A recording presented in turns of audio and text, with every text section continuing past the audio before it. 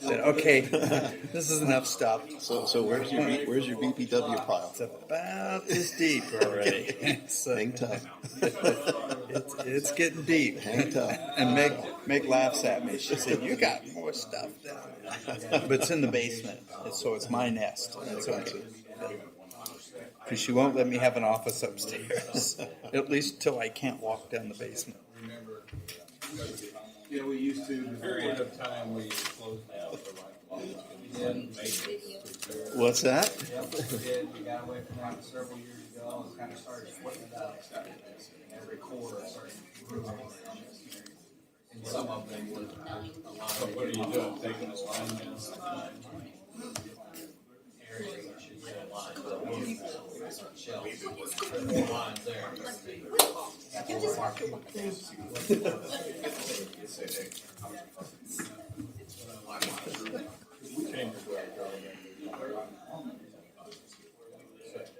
And my second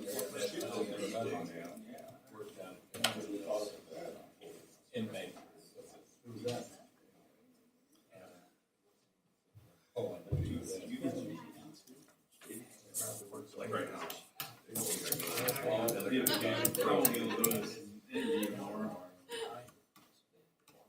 Lucky, right?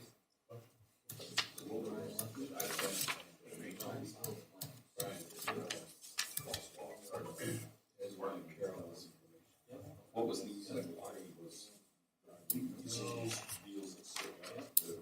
when I first started, she worked for me. She worked for me 4 or 5 years. Are you showing us your old nightmares? Yeah, some of them. Yep. Yep. Of course, she was also.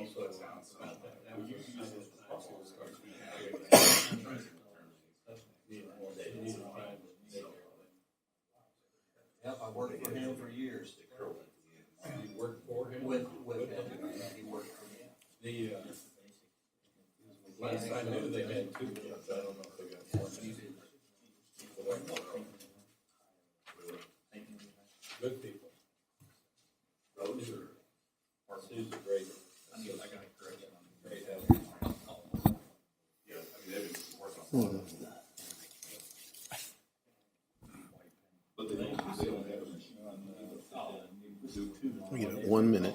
You might have 500,000 people waiting to get on and see what's going on. Yeah, I hope so.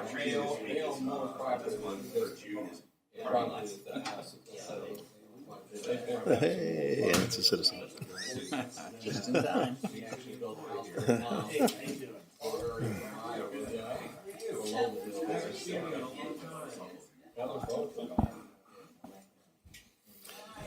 Well, folks, we've got 6:01 according to my clock.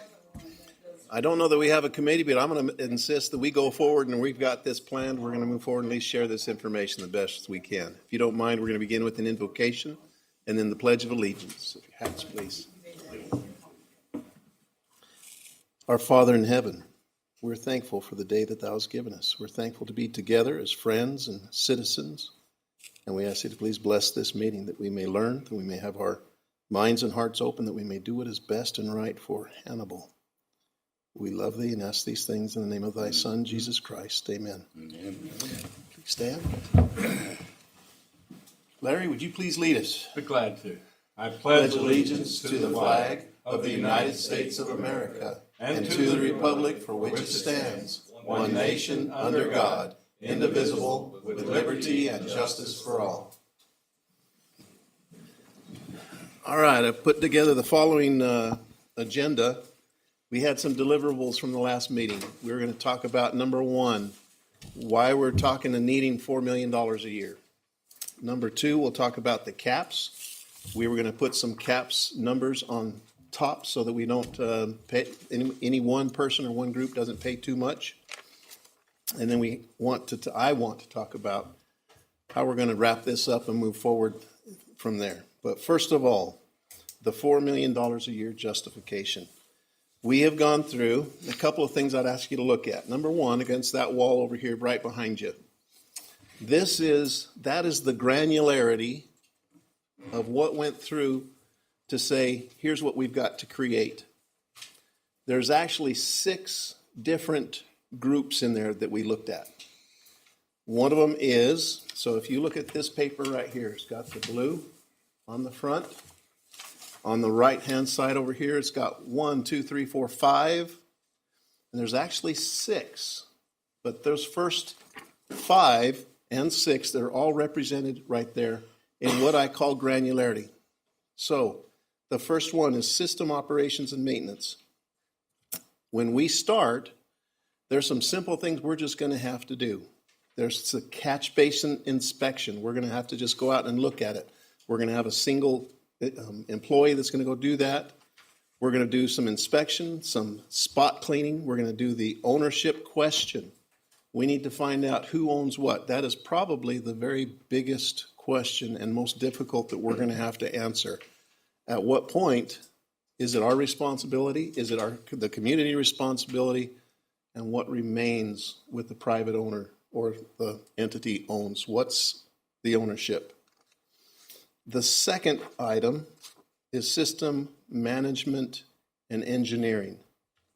This is we're going to have to hire an outside consultant. We're going to have to get an engineering firm that's going to help us come in and do a hydrologic and hydro modeling of our system. That's what's going to help us in the future with capacity. How do we repair? What size pipes? Maybe we're oversized on some things, and then we can repair them to a smaller size, perhaps to a bigger size. But that modeling is essential for us to come up with a condition assessment and then lead to prioritizing what we need to do. So that's a system management and engineering part. Some of that will start immediately, and it will also carry through for the duration. It will slowly decline, but that's part of what we've got designed into that plan, what we looked at. Number 3 is regulatory compliance. That's a fun one. That's the one that's on the second page on the right-hand side over here against the wall, right at the top. You have MS4, and in MS4 you have minimum control measures that we have to do. There's 6 of them. It is how do we handle construction? How do we handle the reporting of when there's construction and runoff? How is that managed? We get into public education. We get into the reporting of how does the city itself manage its salt piles? How do we handle all of the runoff from any city property? But there's 6 of these MSMs that we have, and they're listed there. And there's employees that we have to staff. There's reporting that we have to do. That is also a continual and probably an increasing cost as our government seems to like to regulate things, and that's what they do very well. So we can probably expect more. And frankly, one of the things that we're doing now with the MS4, we're going to be managing flow. MS4 is going to move us into not just flow, but quality of water that leaves our systems. There's going to be testing for nitrates, phosphates, etc. We're on a phase 2. Larger communities are in phase 1. So I will tell you, I would bet within a few years we will be moving into that first phase, and it will be much more expensive just for the compliance. Number 4 is the stormwater utility implementation. That's a smaller dollar amount, but that's how we, again, in some staffing, what we've got to do there. 5th one, stormwater program administration. That's where you're going to help. A portion of it's going to be paying for my staff. We have to have our GIS people involved. We have to have our IT people involved. We have to have our billing people involved. We've got to have and so we've got an administrative part to this that we have to do. And again, we have to maintain that in perpetuity. The 6th item is capital improvements. So what we have here is that top 5. You will see that this does come to the $2 million mark. That is an operations and maintenance. So when we as a utility, we create an O&M budget, and it's 2 parts, operations and maintenance. It's a fixed cost. It's really tough for us that in, summertime is very busy and our linemen are out busting it and they're doing it every single day. But there's some days and some months when it kind of cools down and they start doing other things. And instead of going out and firing them, you actually still have to maintain them and keep them employed so that they're busy again the next time and they're available. So they're fixed costs. And so those O&M costs are truly fixed costs. The capital costs are what it's going to take to fix these problems. Okay? I'm showing you all of the scary, dirty pictures I can up here, okay? Don't tell my Shame wife. on you. We've got pipes that are full of guck. We've got pipes that are failing. And it's going to cost a lot of money to repair them. One of the things that we have, and you'll see it in here, we have some of the, what I call archways. They went in, they've bricked them up. They've used stones, and they've made, it's beautiful to look at. The problem is when it fails. You've got stones that have been placed into an archway, and the storm water's flowing through the middle of it.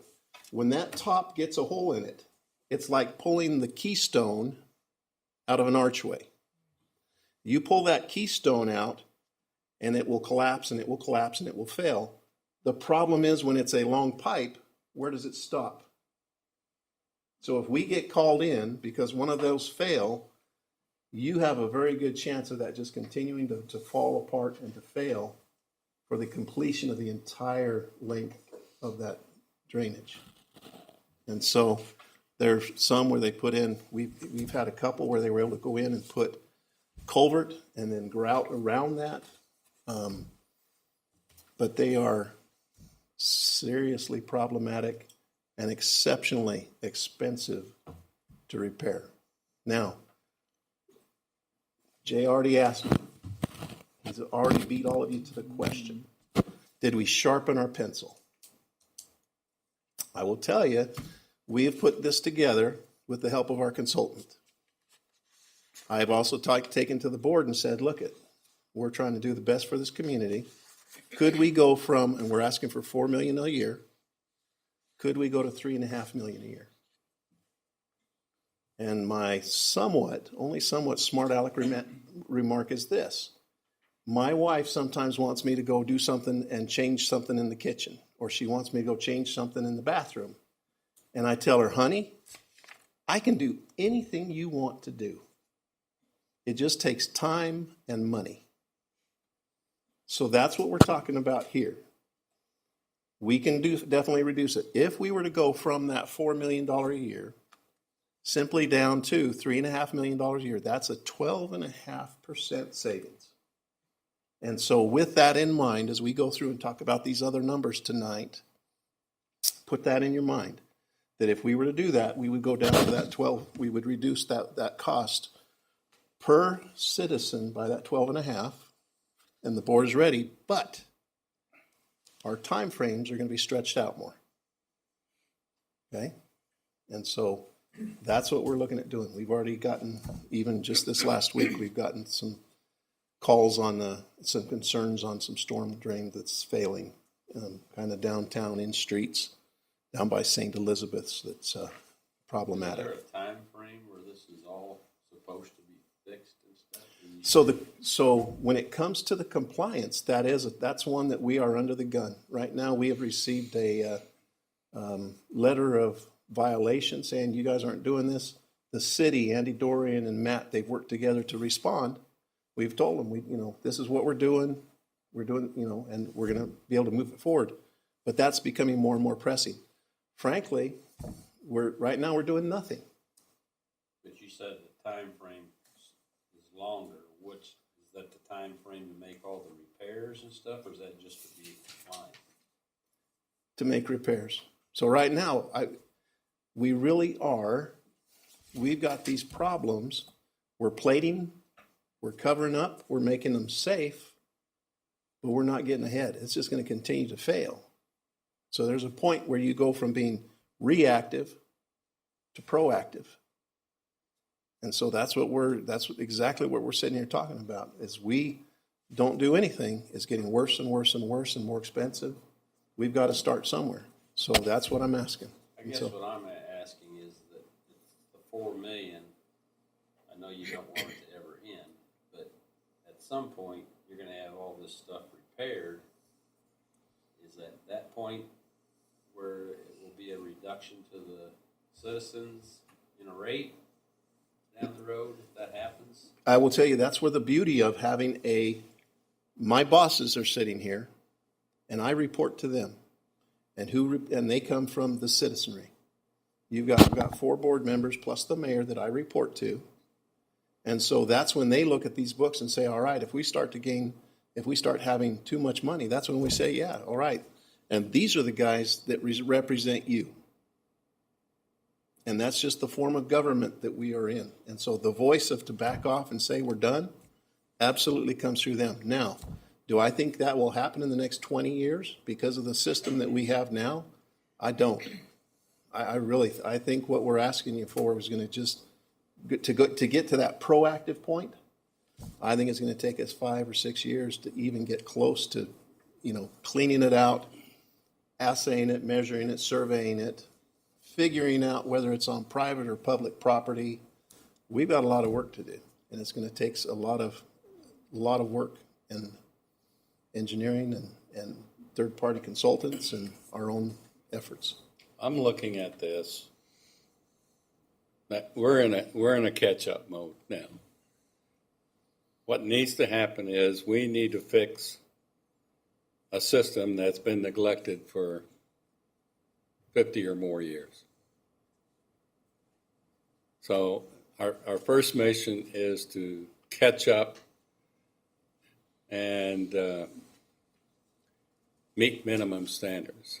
And then we're going to have to maintain forever because the storm system, sewer system is going to be there. It's always going to be needed. And if Hannibal continues to expand, it's going to continue to grow. And the system's going to get bigger and bigger.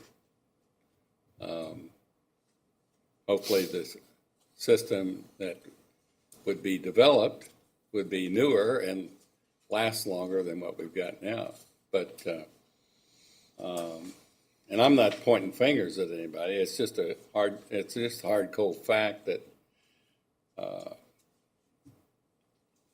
look at the storm sewer system that we have now has been maintained only if it needs to be maintained. If we have a failure or a road collapse or something of that nature. I don't know that there's been, and you can correct me if I'm wrong, I don't know there's been a heck of a lot of preventive maintenance over the years. That's a money issue. Yeah, absolutely. We don't have enough money to. Sure. Absolutely. And keep in mind, folks, stormwater does not have a dedicated funding source. The board only has 3 dedicated funding sources: electric, sewer, and water. And stormwater is another portion of the utility of the board without a funding source because of the decisions of, I think, the Missouri Supreme Court, in that the funds that the board gets has to be maintained separately. They can borrow from, but they got to pay back. Yes. Hey, Darren, can I add something? Sure. We keep talking about fixing what's there. The problem, though, and we talk about when things end, huge parts of 2 seconds. This is Andy Dorian. He is with the city, and he's responsible. What is your title at the city? Director of Central Services. This is the man. When there's a problem, you go to Andy. So he's the one dealing with it. Stand up and talk, please. Yeah, so I mean, the problem is that huge swaths of the town never had it built to begin with. So if you go to Oakwood, there is no stormwater at all. So it just runs on top of the roads and in people's yards. So those areas of town, which are significant amounts, have to be built from scratch. So you're talking about looking at $1 million a block to just even get it there in the first place. So that has to be added on to this. I mean, we're talking about 50 years plus. Andy, is that open ditching in that area? If you're lucky, open ditch. Ish.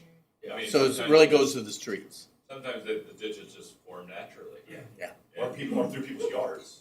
Exactly. Or they've been formed naturally over 50, 75 years. Exactly, yeah. So yes, Bob.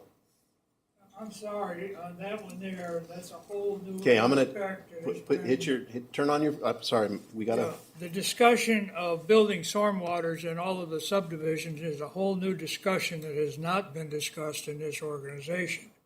We're in here to get what we have in the critical areas that are causing road collapses and everything else, and get those up to par. I'm not sure when I'm going to ask the city to come out and put in a stormwater system in my subdivision, and I don't think that's even a point of discussion. There may be areas where, in a sense, that needs to be discussed, but not to be considered for every thing. If you have an area that you're having a tremendous amount of washout in Oakwood, then you may want to get it restructured a little bit. But it's not going to be digging up all the roads and putting in pipes. But that's not reality. I'm just being honest with you. It's not Oakwood, it is everywhere. And these culvert ditches are collapsing everywhere. Everywhere, It is yes. D Street, it's Head Lane, it's Clover, it's South Side, it's everywhere where there's above ground stormwater. It does go below ground to the roads, and they're all collapsing. So addressing both has to be, I mean, we're just wasting our time if we're only gonna be doing a handful of the ones that are underground. The majority of them are above ground. That's city's Yeah, problem. Andy hit. Board of How you think? The Board of Public Works is the city. Public Works is underground. Andy hit on top of that one. That's one of the pieces we have discussed in here, is we're asking all of the people in all of the subdivisions, my subdivision, El Rancho, everything else out there, there are areas where you're actually having street collapse. That's something we haven't really discussed here. They're not undergrounds. They're a way for street to get off the street to a natural drainage area, and it's continued to wash. It's an area that the questions was asked very early on. You know, are we just working on downtown, or we're working on everything? But we're gonna ask all those voters and all of those subdivisions to approve what we're gonna do to hit the emergency of the downtown area, or the sewer area. so my question is this: have we established the need for $4 million a year? That's, Bill, speak up. That got your, that raised an eyebrow. Yes, you brought up a very good case for the $4 billion a year. You probably need more, but can you expect the voters to pay more? That's the problem. Perfect. You're looking at the increase in, one of my things would be try to limit the amount you take from one individual not to exceed 100% of their taxes they're paying right now for the city. Seems, you'd think 100% increase in city taxes would be normal, would be extreme, not normal. Correct. But I would like to see them capped, if that one of my caps would be that you wouldn't pay over 100% of what you're paying now in city taxes. Okay. So, But I definitely understand you need the money, you probably need more money. But perfect. So, one step at a time. Do we need to address anything else with the need for this, for the 4 million? And I'll let you, and again, we've I got some more don't things know to if it's a cover. need, but Andy brought something up that clicked in my mind, and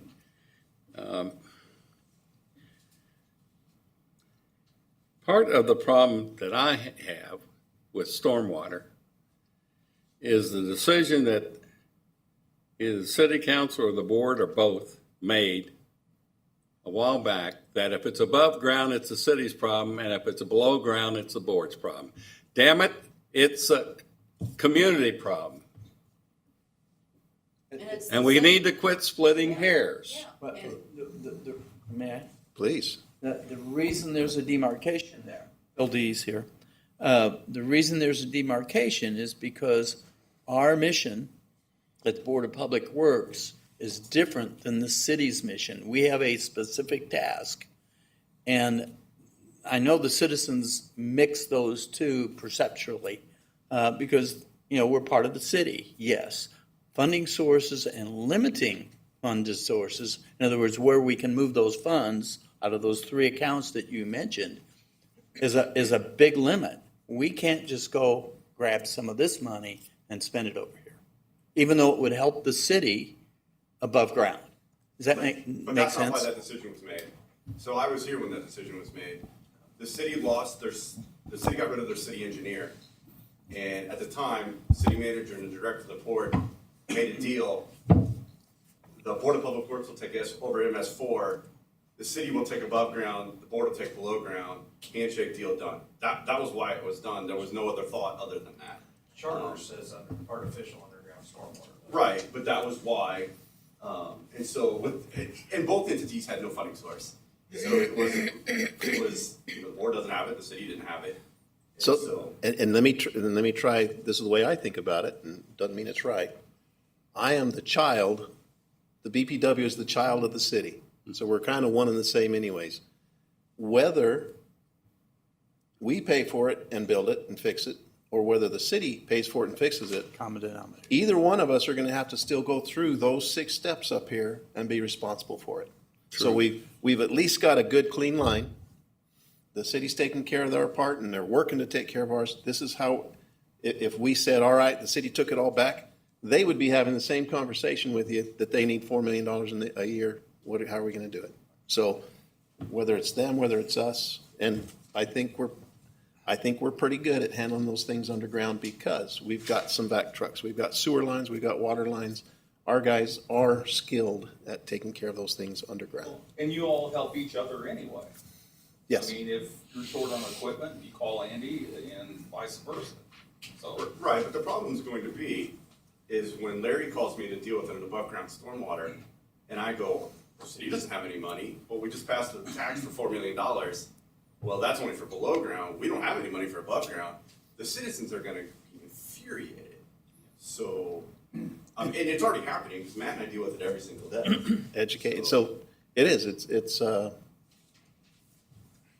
education. It's education. It's where we're at. I don't know that we can change the ball game right now.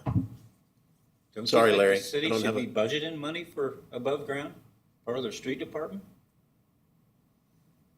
Okay, well, that's fine. And then you take that away from snow plowing and. Yes, I understand. So, but I mean, there's still, there is no money left. I mean, that's the problem. okay, but it's part of your responsibility. But we're already doing it. We're replacing culverts and we're doing. Okay, things then there you as are well. doing above ground work. Right, Okay, then but about a 0.5% of what it really needs. what to you be need to do, Yeah. you need more funding for it, but you still, as you want here, you want more funding to repair underground. You need more funding for above ground. But it's part of the city's responsibility to do it. They have a funding source to go for grants right now where this entity doesn't have any. But you will if you have a funding source, If, Yes. because then you'll have match money. yeah, if. The city already has that money. Right. They have that source. And they should have been doing it years ago. Not this council, but the previous one and the previous one. But they've never done it. Well, the sales tax cap money can only be used for roads. It cannot be used for above ground stormwater unless it's tied to a road. Yeah, the ditch. Ditches, you can argue it's Along not the that, road. so, because it's got a designated, I mean, it's a designated Yeah. tax as well. Yeah, So, I know there's limitations, but there's still, that's part of the responsibility. All right. And so I will simply say, we've established a serious need. Yes. And so we're all working in the same direction there. Let's go to this next. So the next question that we have to answer is what happens if we put a cap on things? Okay? What happens if we what? Put a cap. And what I did is I went back, this is from Black and Beach. Go ahead and, if you want to turn to this one, we'll also get it up here. We'll go through this fairly, well, we'll answer it and fairly and squarely. How's that? So we've got it all understood. So impervious area. How you figure that out is we take the annual stormwater revenue requirements divided by the system-wide units, and remember we're going by that 500 square foot unit, and then that's what our cost per that 500 square feet is. Next slide. One of the things that our consultants looked at was agriculture. Because agriculture, we have a lot of acreage in agriculture where you have nothing on there. And with that, they took a look at, instead of having a 50% runoff factor, they moved it to a 10%, which reduces that influence. Most of your ag, most of your forested areas, they were going to be charged at 50% of that of a runoff factor. So it was about half of a single unit. They moved it to a 10th. Okay? The effect is it went from the original billable impervious area estimate of 52 million square feet to 46 million square feet, roughly 47, if you do it in half. Okay, so let's go to the next. Yes. I'm looking at the impervious tax, 3832 versus 43. Correct. That moved it up. I don't understand. So by reducing the total number of billable square feet, it increased that by the $5.39. It went up from that $38.32 to $43.11. For 500 square feet of Yes. previous area. Yes. And driveways and everything. Yes. Now, this is where I also will tell you, I looked at that 12.5%, going from $4 million down to the 3.5. If we apply that, that number would come back down to, it would be for 12.5% of the $43.11. That is $5.39. That would bring the number down to $37.72. Okay? So with that adjustment, just for ag, we could still do that reduction of what we would be taking in and hold that number closer to that $37 per unit, per 500 square feet of impervious area. Okay? Now, this was something that the consultant said is happening in other places. In other words, there's been some legal stuff going on, I believe in Louisiana, etc., so that this is more fair, that 10% per ag versus the 5%, the 50% per ag runoff was more accurate to what's scientifically happening with runoff. Okay? So we asked them to give us a cap. What if we cap everybody in the system at $1,000, $2,000, and then $3,000? If you take, so we've got some heavy hitters here, even the biggest one, if we pull down the high end, the other end of the stick is going to have to go up. Okay? It just has to do that. So they did it in billable square feet for their math and for what they do. This, if you look at, they capped at 5,000 square feet, 2,000 square feet, and 20,000 square feet. In your minds, change it to $3,000 for the 20,000, 2,000 for the 12,000, and 1,000 for the 5,300 square feet of impervious area. Let's go ahead and go to the next page. This is where you see the numbers. Okay? If you look at the very bottom line, column C, a individual that has a cap of 5,300 feet, they're going to be at $1,044.56. Column D, that is capping it at $2,000, and that is the 1,200 square feet of impervious area. Their bills would be held out and not pay any more than $2,300 $3.52. And then, Total or increase? what's that?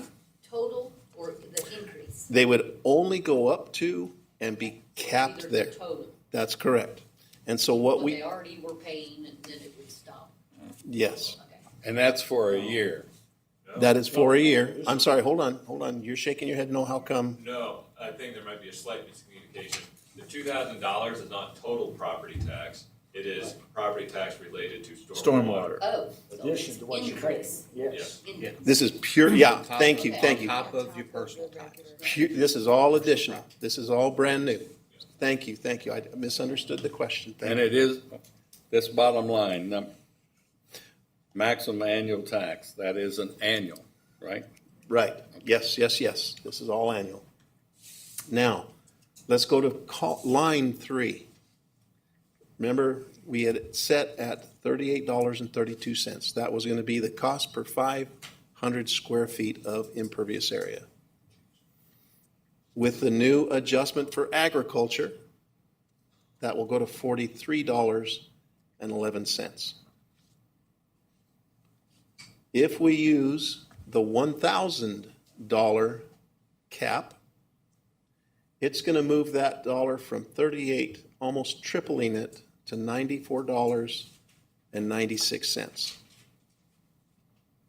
A month. Next column Annual. is the 2,000. That will move that to $83. That's annual at 500. And all of this is, we're looking at annual. All of this is an annual additional tax. And then if we go to a $3,000 cap, it goes to $76.72, roughly doubling it. Are these caps applying to commercial establishments? Yes. Everybody. Everybody.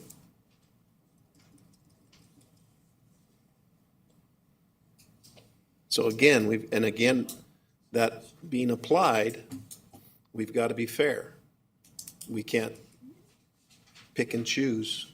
At least that's how we applied it.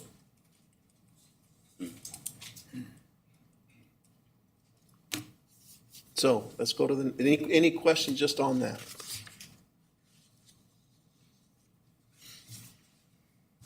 Let's go ahead and go to the next. So customer bill implications. So what we looked at, and this is for the regular estimate, $43.11 per square foot. This is the original adjustment. A home of 800 square feet of impervious area goes from $61 to $68. Go all the way to the larger, your 20,000 square foot, it goes from $1,500 to $1,700. And that's just with the agriculture adjustment. Let's go to the next one. I'm sorry? At the 4 million, Yes. Yes. not 3.5. Correct. Thank you. If you were going to do that 3.5 in your own mind, you could take off that 12.5%. Okay? Bill impact of going to a residential of 2,500 square feet. Look at the different caps. If we give them a cap at the 1,000 square feet, their annual tax will be $474.80.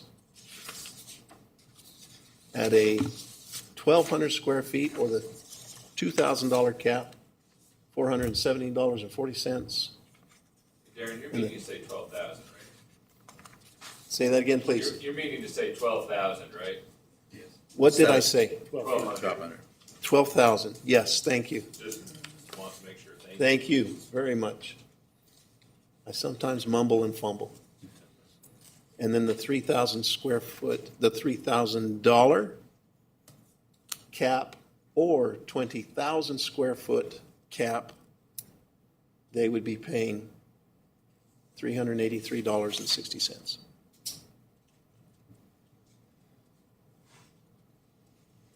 Let's go to the next one.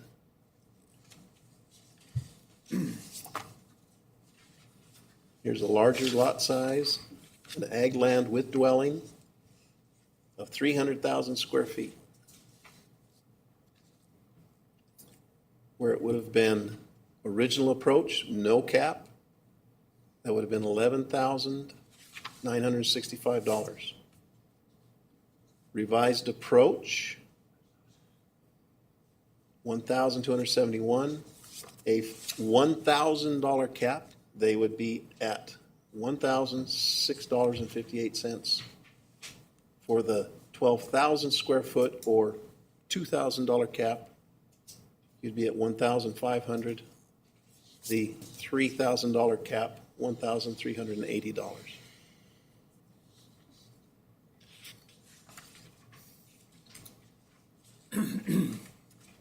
Next slide. And then this is a large non-residential lot, 114,000 square feet. Again, you see the implications. They're held almost exactly right at, they're above those caps. They're hitting the $1,000 cap, they're hitting the $2,000 cap, they're hitting the $3,000 cap.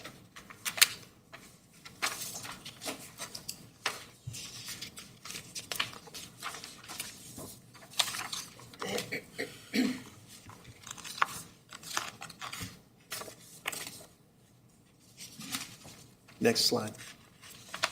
Discussion. Pretty sobering.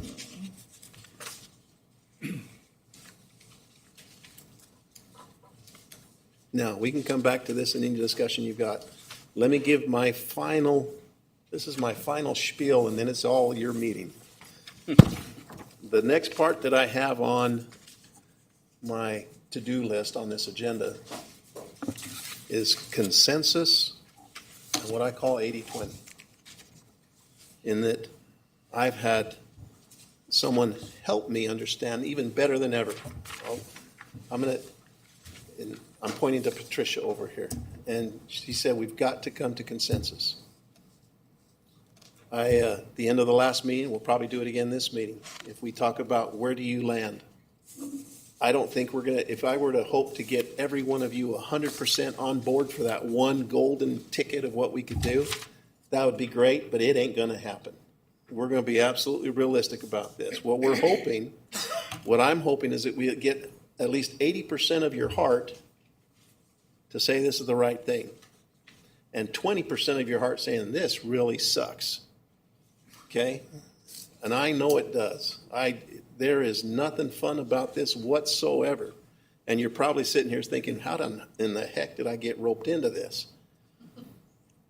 But we need to come to a consensus. And so what I'm hoping, whether it's, and I'm not even guessing the end of this meeting, although we could ask, the next meeting, or what do we've got to do to get us, you as a group, to say, all right, don't like it, but it's fair, and we're all together on this. And that may take some compromise with some other folks that you're going to be working with, that you're around the table with. So that's my spiel. I will probably, the other thing we'll do is that as we go forward, I'm probably going to step out of this place. I will be a person to provide information, but we're looking at getting a moderator. And that's Patricia. You can raise your hand, say hello. But it'll be her goal to help get you to that end point. She's professional at it. She knows how to do that. But that's what I'm hoping you as a committee can get to that point, that we need to have that happen. Now, discussion on what you've seen. Bob, what are you thinking? That's you. What am I thinking? Right on the tar, right on the. When this immediately came up, I pulled out my tax bill from Marion County. I pulled out my tax bill from Marion County and looked at the line items. I have a line item that just says Hannibal. It doesn't say where it goes to or anything, but I believe that's the undesignated taxes that I'm paying through property taxes to the city of Hannibal. And it is $400 and $18 is on my house. It's 3,000 basically square foot of impervious area, has a lot of 1.2 acres. When I look at this, you're going to have to sell me to spend an additional 50% of my residential taxes to the city of Hannibal to take care of a problem that truly doesn't affect me visually. And personally, I'll vote for it, but I can't imagine my whole subdivision, if they were to look at what am I paying in city right now, and it's gonna double. Every property owner in my subdivision, that's a real positive thing to look at, and that's the sales pitch that you gotta get over, that the city of Hannibal is important to us to be maintained as a good and upgoing city and a great place to live. But that's a hard step, and now mine is kind of on the middle in some areas out in the northern subdivisions, but there's some people out there that they're gonna see this number triple, you know, and that, to sell that as a voting point, it's gonna be tough. The amazing thing, in the last election that we actually did vote, that got beat by 12 votes, most of those subdivisions voted in favor of that impervious area prospect that was on that particular ballot. Ted? First, I have to say, I do have a lot of impervious area. I'm out here on 79, edge of town, and I've got at least 16,000 square feet of impervious area. But no stormwater sewers anywhere near me, so none of the water that falls on my land winds up in a storm sewer. I guess I'm having a problem with the caps applying, $2,000, $1,000, $3,000 applying to residents as well as to commercial. We go with the $2,000 cap. All right, that $2,000 means a lot more to me than it does to General Mills. It hurts me a lot more. Same way, you know, Walmart, some of these places with huge amounts of parking lots and all that. So I'm having a little bit of a problem with the whole thing. You look at the city map, the city boundary does some funny things down there along 79. My neighbor up the hill is outside the city limits. The city limits jogged to include me. So I'm not sure how that happened. That was well before my time. So I'm having a hard time with paying another $2,000 or $3,000 on top of my property tax bill for everything is like $4,000 a year already. So I'm having a problem there. Okay. Lisa? That's on. Well, I don't think, I'm sorry, it's still red. Hit it once and it'll go green. no, No, one more time. it can't count. Just get rid of it. There you go. There you go. Now you said it. Yeah, ours was green. Okay. I'm kind of on that, that bandwagon too. I understand caps and that would be good, but different types of properties, commercial, ag, and especially ag that has no city services. And, you know, ag has lots of barns and gravel roads and things like that. I think that's too much. I don't know if the ag needs a better discount and commercial needs higher. I don't know what the answer is, but it's still doesn't feel fair. Yeah, in the interest of fairness, it's Yeah. unfair to us that get That have absolutely nothing, no yeah. city services, Other than, as far as utilities. yeah, there's, you know, seems like there should be There needs exceptions to be for some different kind types of properties. compromise. If they're not using city utilities and things like that, just like you're not gonna count any non-for-profit, so you don't bill them, it should be the same way. If you don't have city services, but you're somehow in the city, Yeah, then It's hard to accept. It really Yeah. is. And I see it's for the good of our town. Yes, we need to drive do the this, but streets, I we don't go know. downtown and shop and walk the sidewalks, and we want to support that, but yet this specific thing, it's a hard pill to swallow. But I don't know what the solution is. I don't either. Yeah, I don't, Either. because I think other people would say, well, you're in the city limits, you need to pay it. Yeah. Rod? I'm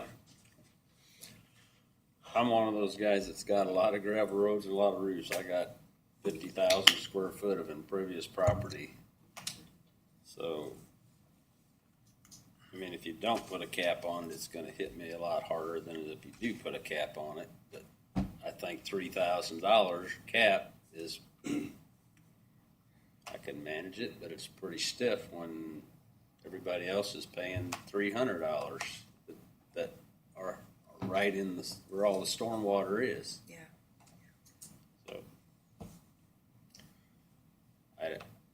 I'm actually kind of surprised that I didn't realize there must be a lot of agricultural ground. I guess what,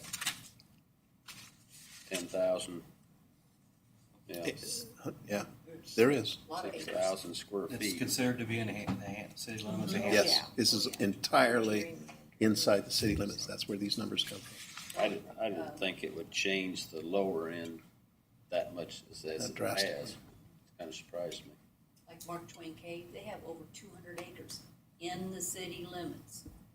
So somebody like. Can I ask a question? Do you have fire services? In other words, if your barn catches on fire and you're in the city, so I do you, put my own fire hydrants in so, when I built my house, so you access Smart it? move. but We have no hydrants. We don't, yeah. But I But would the- have the city fire animal department fire would respond. department, Yeah. I They mean, If they produce- would come out with a pumper truck. They Okay. answered a So- call one if you time, live in the country. they don't know. You accept the fact that your house is gonna burn. But I Same way already- with police then. It just But does. we already pay for those services, though. This is a totally different service. Yeah, but so it is not a no services Well, true, that- situation. Well, Okay, yes. I just wanted clarification. Thank you. Bill? Well, by some of the, like the number A, one scenario you run, it'll cost me $950 a year. I have about 10,000 square feet impervious. Seems pretty high when you're gonna look at a 4 times tax increase, for the city. It doesn't seem reasonable, but I know you need the money, but all I can say is you're gonna have to find it somewhere. You might have to go for grants, and you're gonna have to give up this capital improvement money, and stuff like that needs to go towards it, maybe down the line. You might not get it all right now, but you can try the voters out and see what they'll do. Larry? Well, I don't have the large amount of land that many of the people are talking about here, and I am in the city limits. And I've got a street in front of me, and the stormwater goes down through a drain.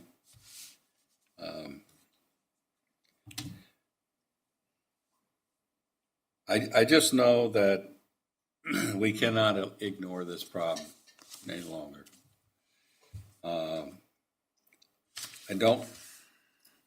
I guess I don't have a real good answer which way we should go.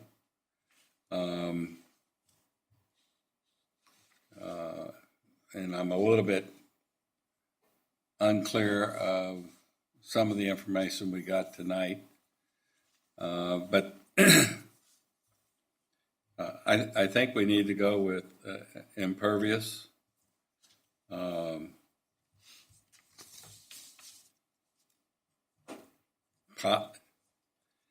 Possibly a cap, but the thing of it is, the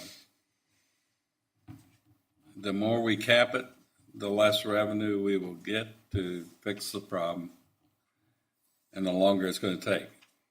given the fact it's already gonna take a long time. I know that. Just to get back to norm. But the other thing I do know is that the federal government is not gonna screw around with this a whole lot longer before they start taking every dime we've got. From the board, from the city, because we're not doing something. We're not doing anything to fix the problem. And that's kind of the bottom line when we go talk to the voters. We've got a problem and we've got to fix it, and it's going to cost us. It's going to cost every one of us. I think this is hard to understand. It is. And, you know, when you tell somebody, it's the impervious area, they'll be like, what? No, you're right. Of course, And they and we'll won't have to. ask because they don't want to look like they're uninformed. Part of the education And then process. they'll be like, what are my taxes this year? Yeah. You know, I don't, Part of the education it's process will gonna- be explaining what impervious means. yes. Rooftops, patios, driveways, Yeah. sidewalks. And that was kind of another thing, like some of the examples, well, I mean, pricing it at 500. Nobody only has 500. And so it's kind of misleading. Oh, it's only gonna be $38. Well, okay, I'll vote for that. And they don't go any farther than, no, multiply that out. You know, Yeah. We had a person with a 3-story home. They got very excited because he was going with square foot instead of the impervious area from just the roof itself. So, anyway. Jay? So for having 1.8 million, might as well say, a square foot of impervious area from the first proposal, definitely was a little bit hard to swallow as far as from how to solve that out and that type of stuff and how we do business. For General Mills, looking at this and also being responsible to help support the community as well. Although the cap, I hear what you're saying is, you know, helps possibly, you know, the smaller industries and things like that. That's a big swing for General Mills. To the good, don't get me wrong, but is that fair to the community is kind of where I'm at. Okay. And what you're saying is you could probably do more and you see that that would be appropriate versus the caps that we presented. Correct. Okay, thank you.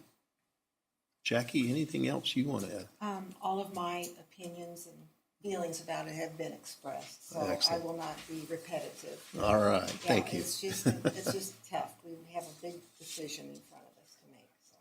Okay, next on the agenda. Darren? Yes, Could I? please. Just, your 500 feet that you're talking about. Sorry, does everybody know who this is? Mike Dodson, Ward City Council.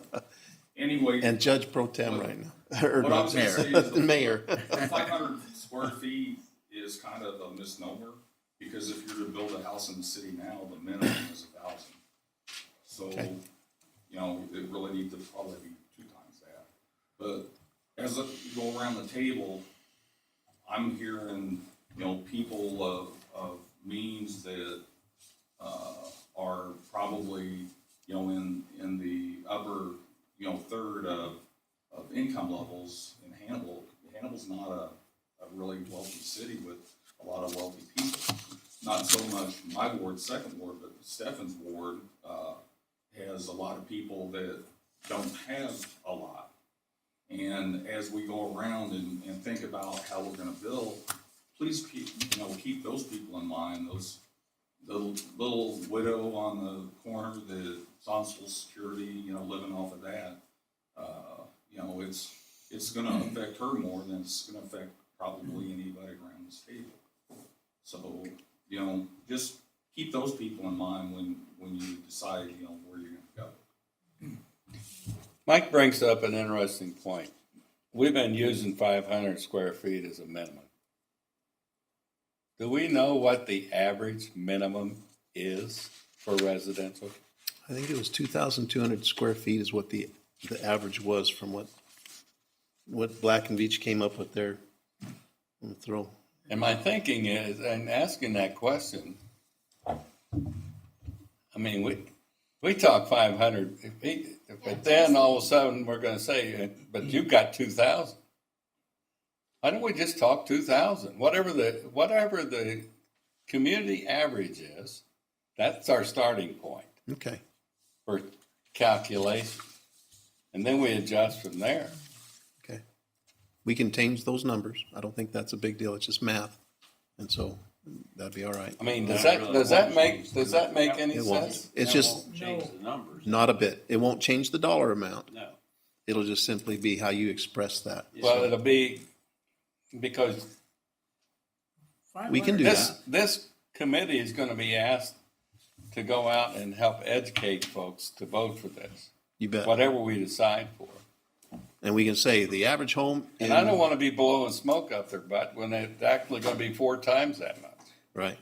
We just got to be real transparent with them. I agree. Next on the agenda was you guys had your own homework to do. We were going to have the talking about credits. We'd said, is there a way of giving credits? And we said, that's your homework.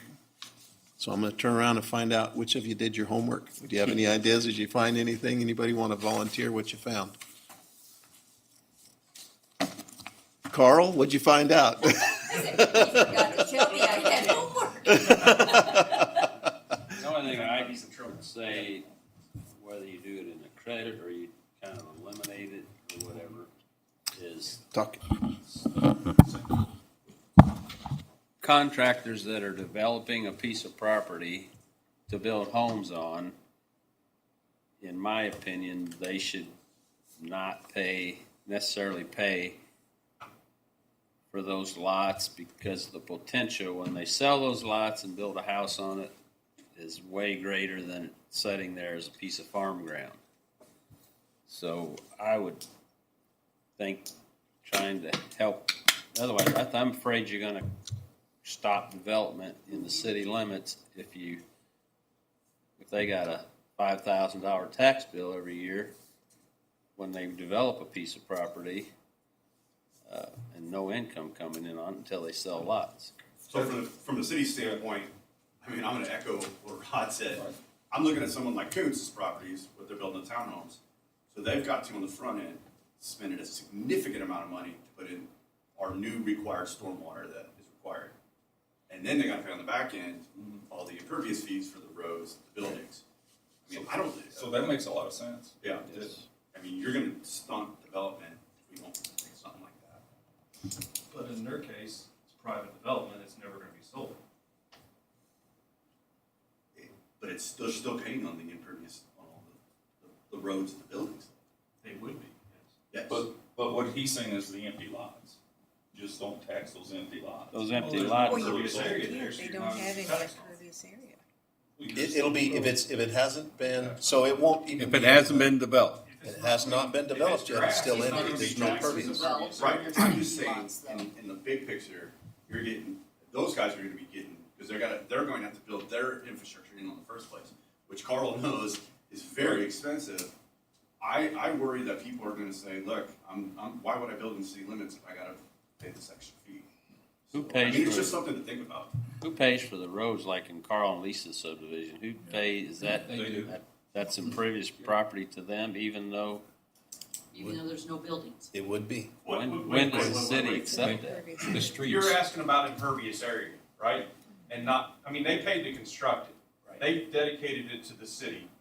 And so there would be no impervious area tax going to the balls. Once Unless it's been they accepted by the city. Streets and So gutters. it's become. Who's could? But would there be a 10% per lot, per parcel would be charged to them, correct? 10%, because it's an undeveloped lots, has no pervious area, $500. right? No, not No, $500, no, no, no. 500 square feet. 500 square feet, Yeah. $38, Yeah. Undeveloped per lot, visitor said. Is that per lot, or is it for the whole parcel. property? It'd be Per per parcel. parcel. Per lot, yeah. We're doing this per parcel. That's where I think a credit should be Yeah. established. Tax abatement for new development. Okay. What type of time frame would you want on that though? Is it for, I mean, because if you're not bringing that on the tax rolls and getting the benefit from it in say 5 years or 10 years, is that too much? I don't know. I mean, it's just something to think about. But the developer's not getting any benefit either if the lots are sitting there unsold. Can you keep it zoned ag until they are sold? You won't let that happen. I mean, for the purposes of assessing the tax? Yes, that is what's going on with Yeah. Mark Novak. They are still, anything that's unsold is still considered ag, because just is. Bear in mind, anytime, I'm sorry, yeah. No, go ahead. Anytime you shift that tax burden with a break for the developer, you're shifting it to the other end of the scale, and you're skewing those numbers, and, you know, the developer's taking a risk, and he's getting paid back for that risk. I say this, I spent 20 years appraising residential property as a side hustle. So you have to keep that in mind. I think that's Matt's point, is you have to be careful when you start to subsidize those subdivisions with tax breaks forever. I understand that, but you also gotta keep in mind that there's a lot of ground, right, that touches the city limits that ain't in the city, that And never will be. if I were a contractor wanting to develop a subdivision, I wouldn't let it come into the city. You lost me. What do you mean? Why would they buy a piece of property in the county and put it in the city to get taxed $5,000 or $10,000 a year? I mean, It's the ultimate services provided: police, fire, sewer, water, electricity. understand. All of those things become a benefit. The subdivision I'm in, I would not have looked at it when I walked into town, drove into town, had it not had those amenities. You're saying those benefits, but then they turn around and somebody that's in the city limits doesn't have to have, they get to use rural electric water, city sewer. It's another argument. I get that. Yeah, I got it. That's You don't long-term always get planning that city hasn't happened. We can't change Well, that. it was in the plans at one time, and then they decided to let it go. You need a good planning commission. I won't go any farther than that. Well, I mean, this is being realistic, is I own 200 acres outside. There's no way the city's gonna be, or the Board of Public Works will be able to run utilities out to my properties. We have run utilities to the edge of town to support new development, new businesses. We do that. So you're gonna guarantee that they'll be No, able to. no, I'm run not all gonna those guarantee utilities? it. You have to run the numbers. There's protected areas too, though. It's a little off key. I don't want to get into the weeds. Any other ideas on credits? Have we heard any? Yeah, just tax abatements for Tax new abatements. development. Development. Seems like giving a credit is just a lot of extra book work. If you're gonna give a credit, then just don't bill it. And part of it is, well, correct. I mean, There's that, and it's also very difficult, when we start adding credits, it's tough to Keep track of. Can't you just, administer it. can't you just do an exclusion? yeah, just don't bill it. Could be. So the other thing that I've heard, this is what I'm hearing, we've talked about perhaps we look at the zoning of each parcel. Do it by industrial, commercial, ag, residential. Would that be something that we then assign costs to it that way? And that each one of those have a different type of Fee structure. fee structure. Let me And change again- some of mine from industrial to ag real quick first.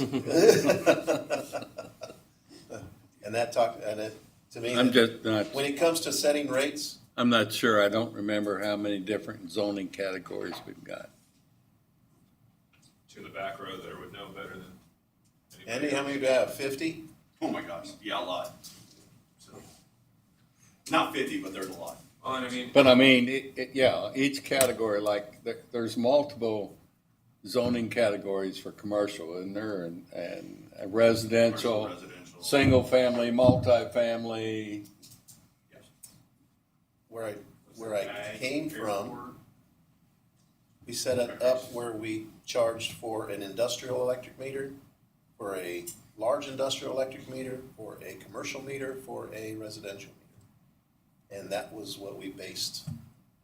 So would that be take that, apply different, complexity, it gets more and more difficult, but. Guys, I mean, there's a lot of developers in the room and at the table, and they obviously need to be a part of the conversation, and we need to figure out a way to make sure we don't unintentionally discourage future development. But when we start talking about different rates on a permanent basis for different types of zoning, to me, what that means is simply increasing the rate for residential.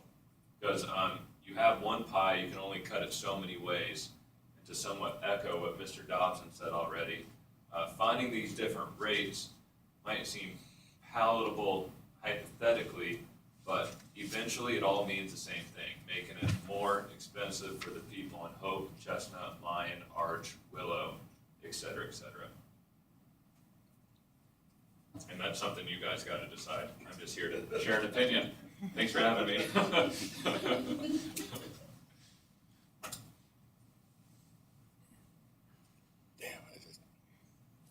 It's not a good answer. I'd like to ask our two councilmen the same question that you asked here. What are they hearing from their constituents as far as observing us here and just out in the street? What do you guys hear? You or me first. Go ahead. Confusion. Not strong opinions, just confusion, which, Lack of knowledge. which I don't decided.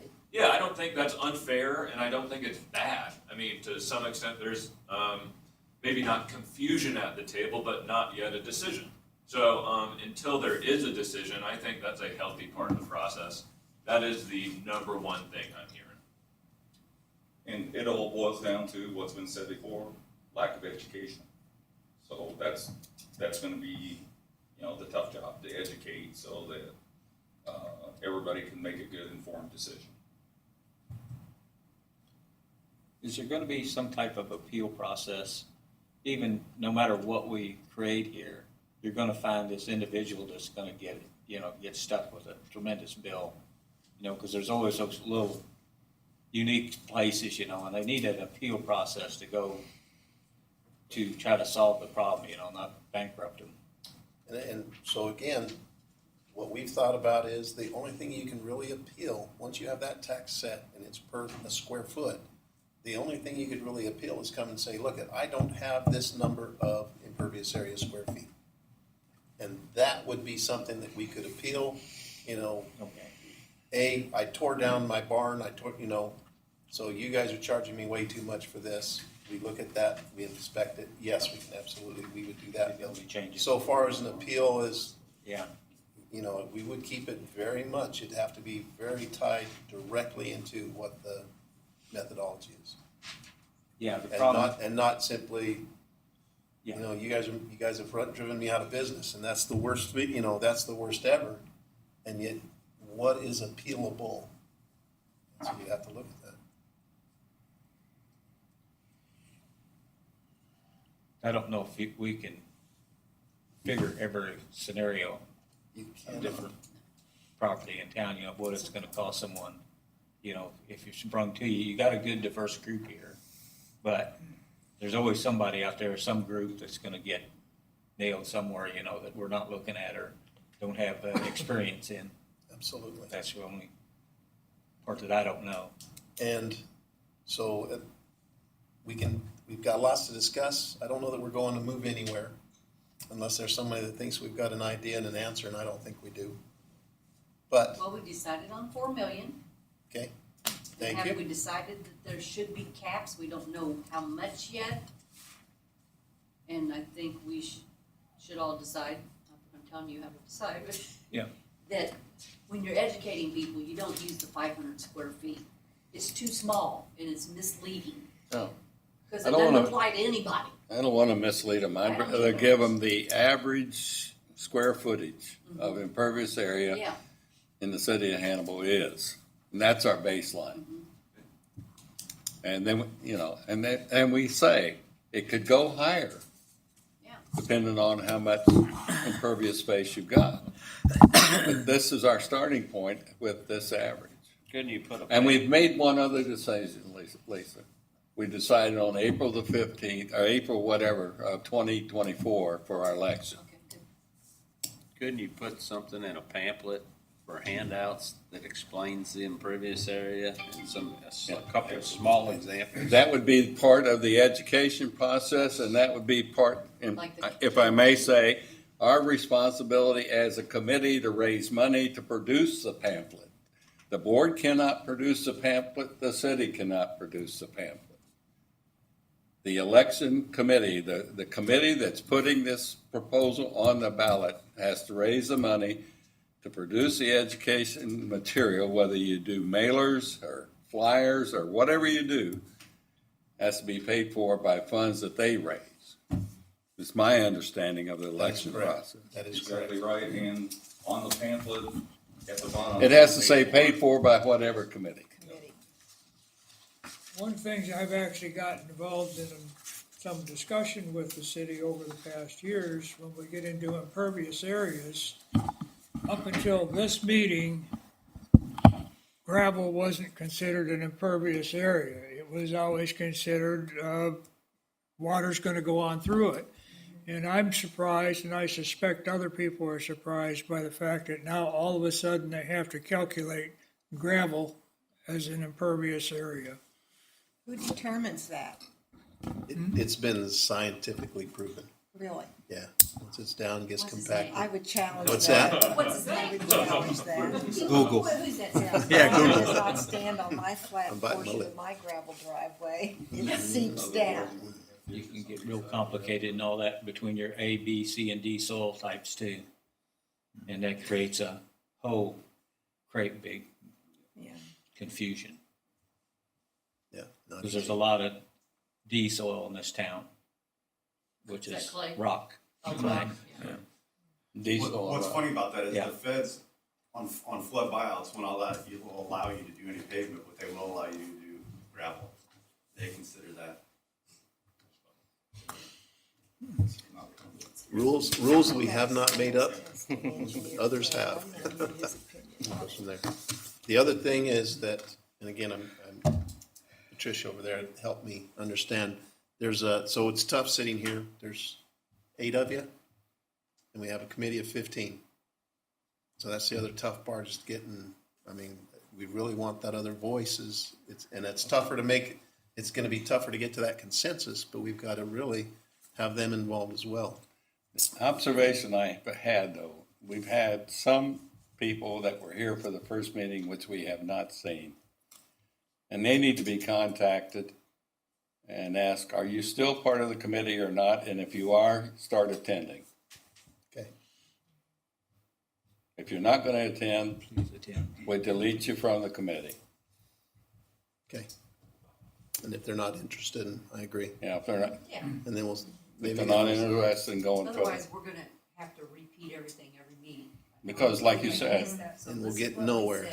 like you said, we have 15, and I would think anything we come to, we should have at least a majority consensus.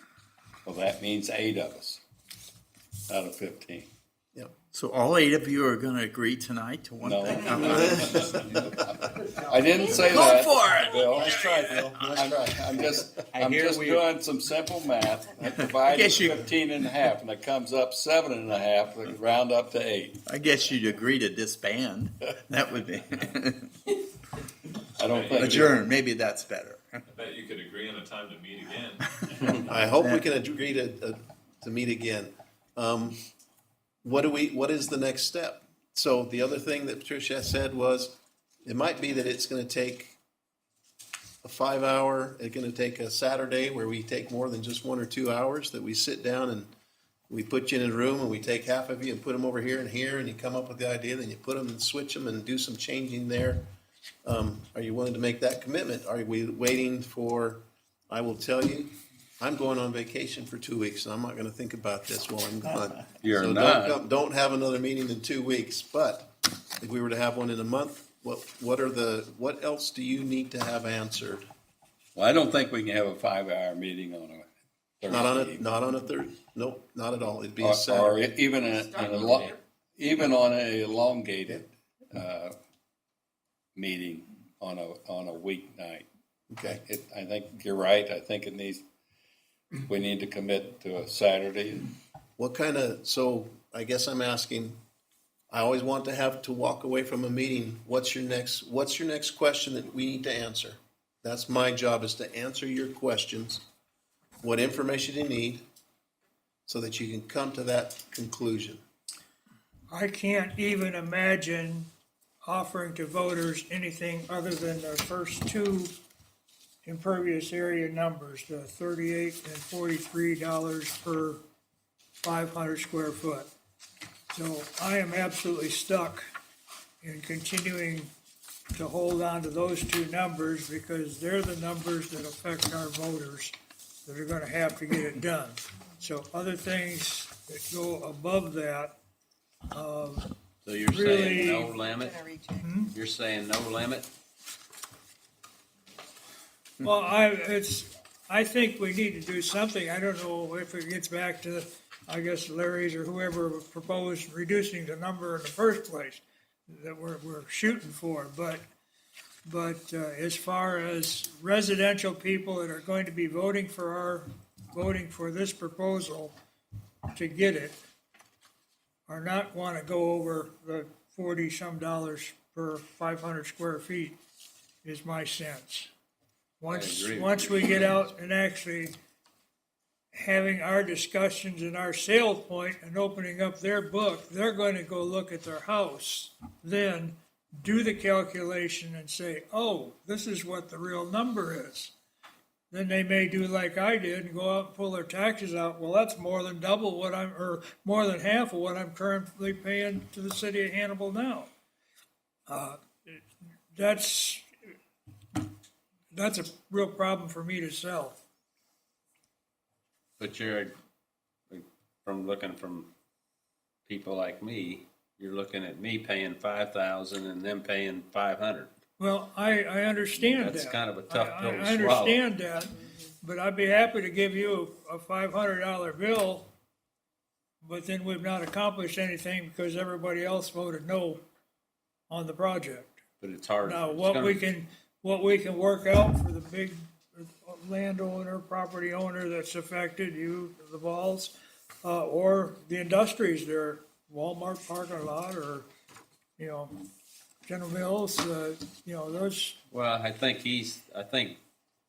what you're saying is that if you had a cap, that's way more generous than what most people like General Mills and Walmart and them would expect, I would think.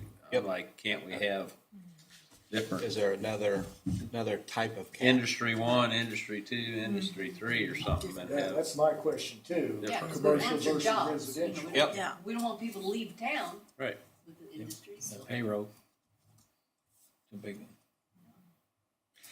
For some, That's what Darren was saying, though, he categorized industrial, commercial properties and categories in residential and non-residential.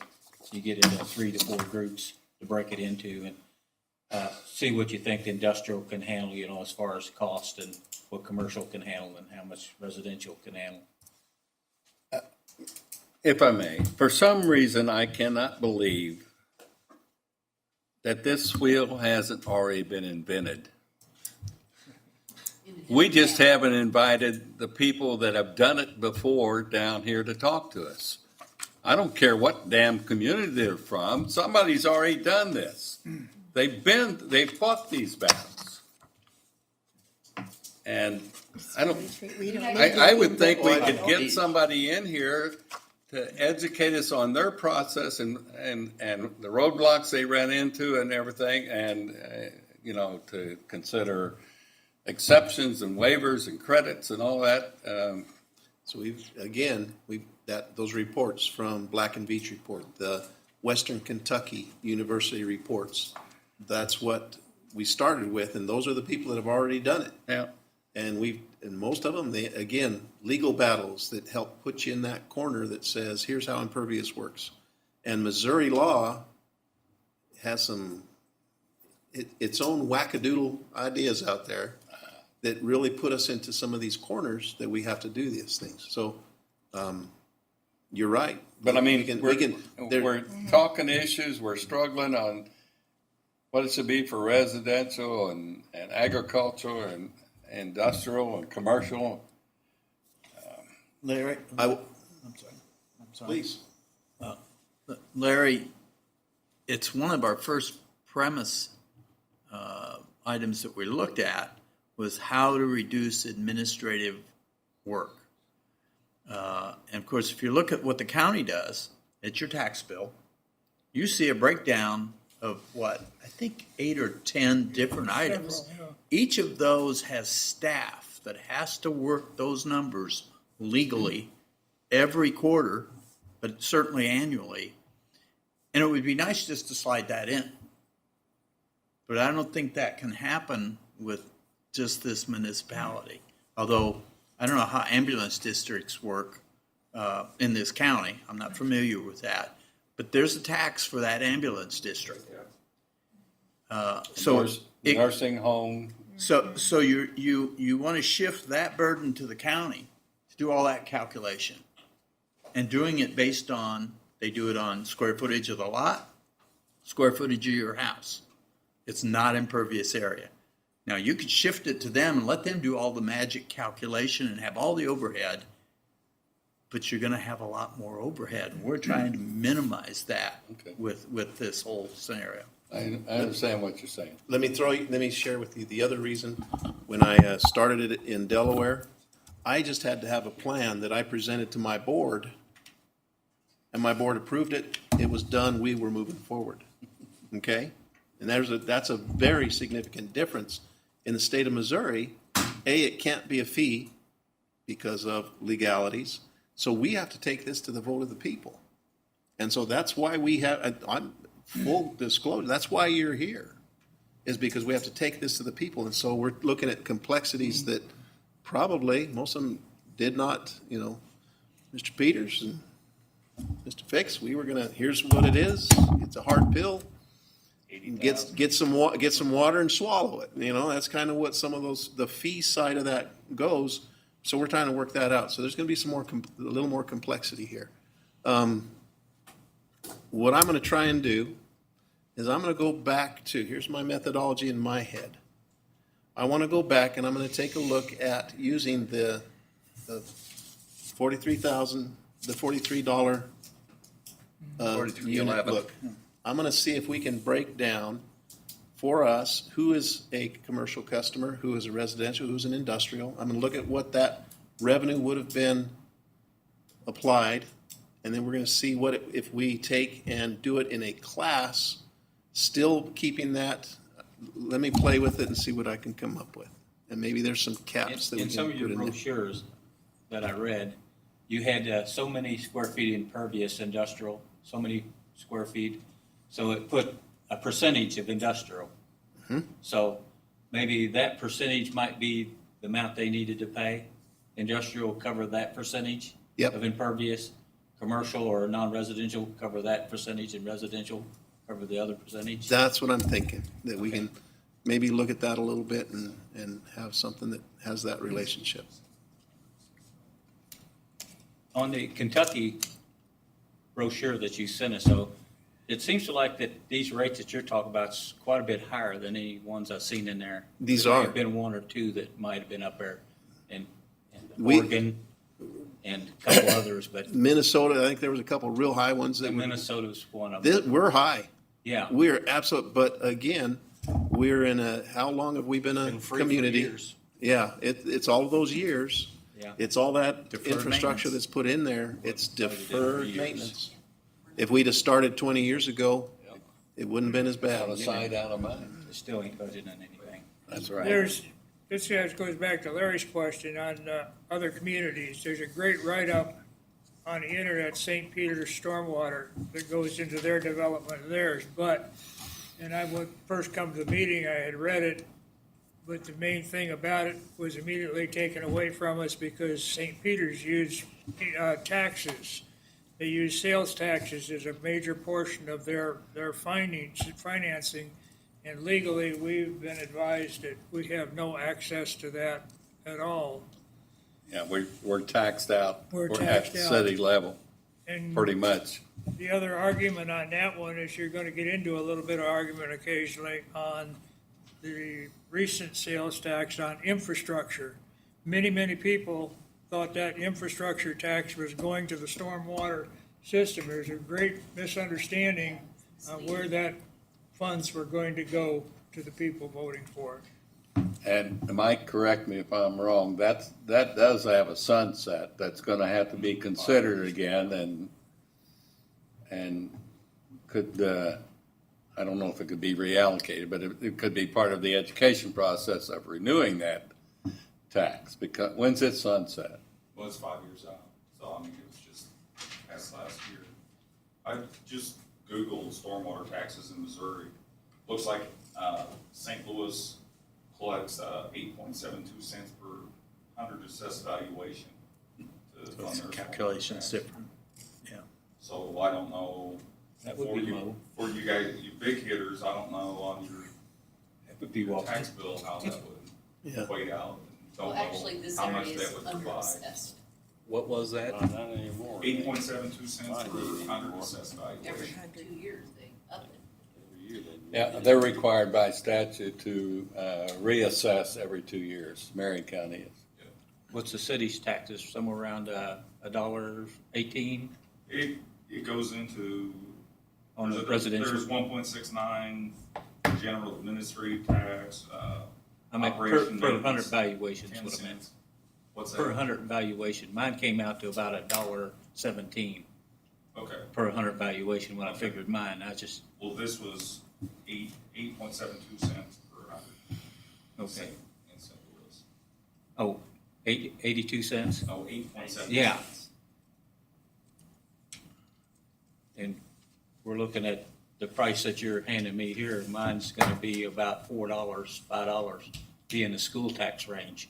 But St. Louis has got a whole lot more people, so. I mean, Yeah, I understand. more to the spread. I'll pay more in this stormwater tax than I will in school taxes to compare, So, just the reality, it's just the way it is. Yeah. But I'm not saying one way or the other, but that's, This is real money. yeah. And again, this is not fun.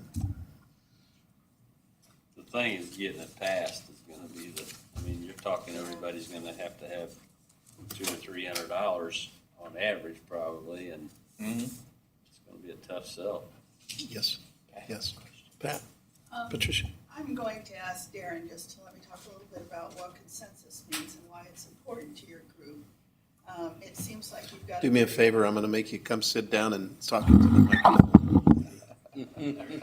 Right. Patricia Gary here, yes. I want to just mention what consensus is and why it's important to your group, and I think why Mr. Gordon invited me to come, is I facilitate, and I have facilitated a lot of large groups that are dealing with thorny problems, and yours is particularly thorny because I've been here for 20 years, we've kicked the can down the road for 50 years. Or longer. So we've got a bigger problem than we should have. Achieving consensus in the group that's going to drive, educate, and champion stormwater redevelopment here means not that the majority thinks whatever solution is a good idea. And Darren, I'm going to disagree with you, not that 80% of the committee thinks it's a good idea. You need 100% of the committee to achieve consensus. And that means I might only like 80% of it, or I only might like 51% of it, but I can get behind and champion this for the community. Because I think what I'm hearing and what I suspected I would hear is this is going to be a hard sell. But it's also something that's going to be really hard to ignore. So when we get together to develop solutions, there are several ways that we can work it out and find out where the biggest, thorniest issues are, have little breakout groups, develop various scenarios, kind of work amongst ourselves and see, is that going to work? Is that not going to work? But everybody needs to be brought along. Now, I have worked with groups where we had that one guy that was a stickler, right? He's painted everybody's chair seat there because he's not going to agree. And he's been ignored, and it has almost killed the project. So I don't think you can afford to have 80% agreement or 90% agreement. I think you need 100% consensus, and that doesn't mean you're 100% satisfied. It just means this group is going to be a united front to the community. So if we do wind up getting together and facilitating a group, there's a lot of different ways that we can really tease out what the real sticky areas are and come up with some solutions that perhaps the entire group can get behind. I just wanted to talk about what consensus was. Thank you. Can I echo the consensus idea? We are, as a government, as a community, we're accustomed to this majority rules. We vote 51%, we do with that. That means 49% of the people are unhappy. Consensus, as Patricia just spoke about, is really saying, I disagree with some of it, but I'm going to go out of this room and support it, not lie, but support it and saying, I have some reservations to my constituents, but this has to happen for the betterment of the community. And that's hard to do, especially at the coffee shop, because we all want to get into that kind of negative area of the things we don't agree with. And that might be 80% that we agree with. But we want to talk about the 20 that we're unhappy with. So as you leave the room, the consensus idea is hard work. I've done it before. I spent 6 years doing that stuff. And when you come out and you have the success, though, then you say, that works. It does work, but it's really hard work. That's my speech. Sorry. All right. Well, I'm committed to. Bob, I'm in a meeting. I'll call you back. I'm committed to bringing back, and I would like to consider for your approval July 28th. That's a Thursday. No, that's a Friday. 27th. Let me see if I can get that right. Is July 27th a Thursday?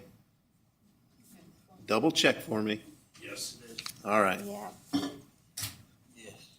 Tentatively, would July 27th work for our next meeting?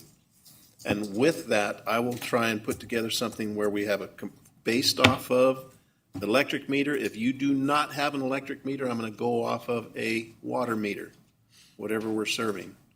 And if they don't have either of those, we're going to go, we'll make our best guess. Yeah, that's right. High industrial. Anyways, Well, there is homes in the city limits that are all county services. correct, correct. So we will make an adjustment for that. We will assign them as residential or commercial or industrial. Darren, And then can we'll we make sure the full committee gets invited. this information and puts it on their calendar tomorrow? Yes. So they can And start making encourage them plans to for it attend. and maybe politely encourage more participation. And I don't know if you want to say And if accept you're, them if they don't want to do it. if you're, That's fine. if Yeah. you're wanting to be dropped off the committee, please advise me You got it. You got it. so we can move on.